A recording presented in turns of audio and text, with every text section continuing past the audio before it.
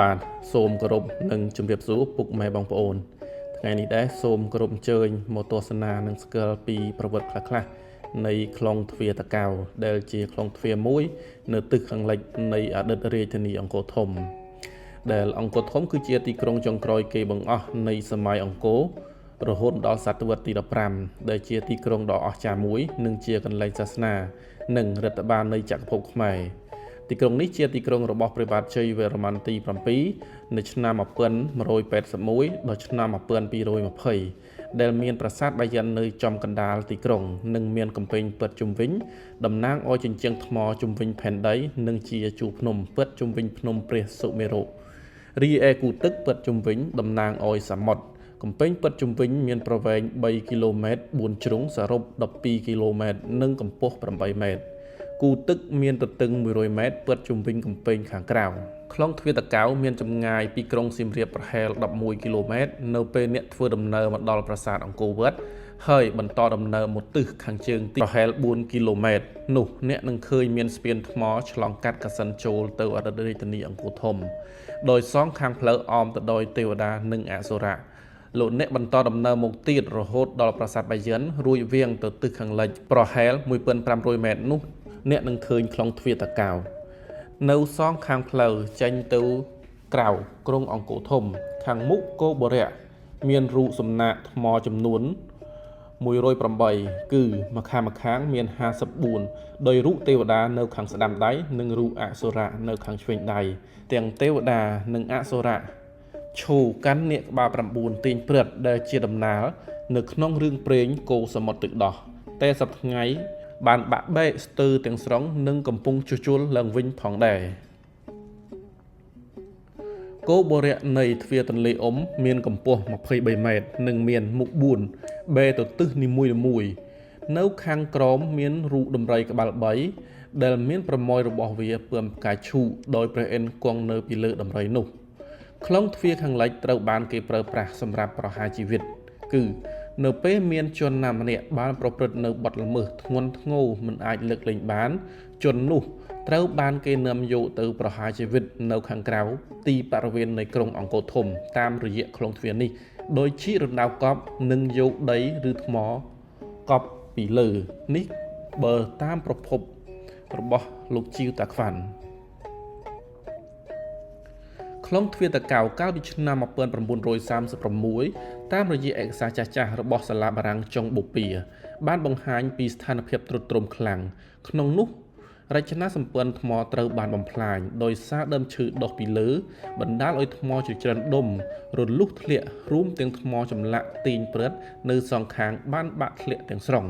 ក្រោយមកនៅឆ្នាំ2021អាជ្ញាធរជាតិអប្សរាបានចាប់ផ្ដើមអនុវត្តជួសជុលពង្រឹងខ្លងទ្វារទាំងមូលឡើងវិញការជួសជុលនេះទទួលបានជំនួយពីសប្បុរសជនក្នុងស្រុក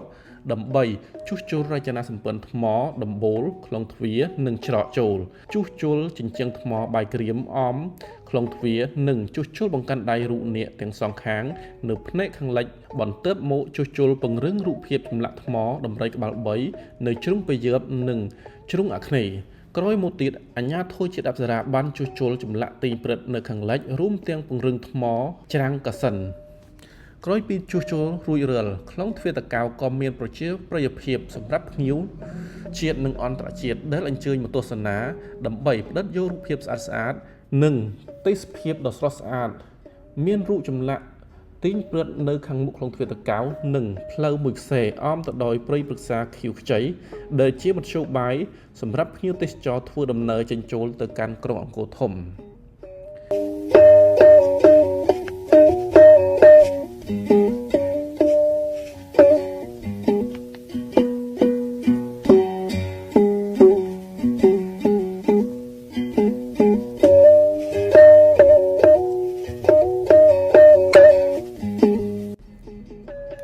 បាទឥឡូវនេះសូមអញ្ជើញពុកម៉ែបងប្អូនទៅទស្សនា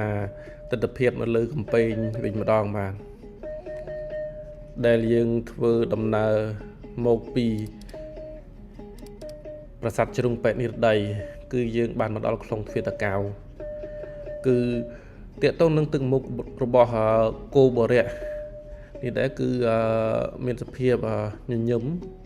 ស្រស់ស្អាតខ្លាំងមែនទែនបាទហើយចម្លាក់ទាំងនេះក៏បានបាក់បេអស់រិចរិលនៅសល់ផ្នែកខាងខ្លះដែលមន្ត្រីជំនាញលោកគាត់បានជួសជុលនិងផ្គុំឡើងវិញបាទហើយនឹងមានថ្មចាស់ថ្មថ្មីផ្គុំជាមួយគ្នាផងដែរបាទនេះគឺជាទស្សនវិជ្ជាផ្លូវដែលយើងមកពីប្រាសាទជ្រុងពេទ្យនិរដីឆ្ពោះទៅកាន់ខ្លងទ្វារតាកែវដោយការថតនេះដែរគឺស្ថិតនៅក្នុងចូលមកក្នុងរដូវប្រាំងហើយដូច្នេះហើយទស្សនវិជ្ជាមិនសូវជាស្រស់ខ្លាំងប៉ុន្មានទេក៏ប៉ុន្តែទាក់ទងនឹងរដូវប្រាំងហើយនឹងរដូវវស្សាគឺទស្សនវិជ្ជាគឺស្រស់ស្អាតមួយបែបម្នាក់ទេ